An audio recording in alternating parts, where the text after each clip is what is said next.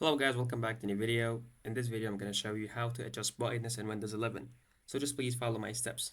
The first thing, we need to click on the Windows button here. Now we go to the settings, we click on the settings. And then once we click on the settings, and once we're here, we just go for find the setting and we're going to search for display. And we click on display settings here. And once we click on the display settings here, we can see the brightness. We can adjust the brightness as much as we like. And also we can search for find the settings here to display once again. And as you can see, this option change brightness level. So we click on it, and also we will be directed here to this page, the same one. We can adjust this one, and also we can turn off or turn on the night light by click on this option. So this is for if you work in a late hour of the night and you like to save your eyes or save your vision.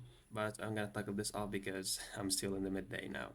So that's how you can adjust the brightness on Windows 11. So please don't forget to like the video, subscribe to the channel, and thanks for watching.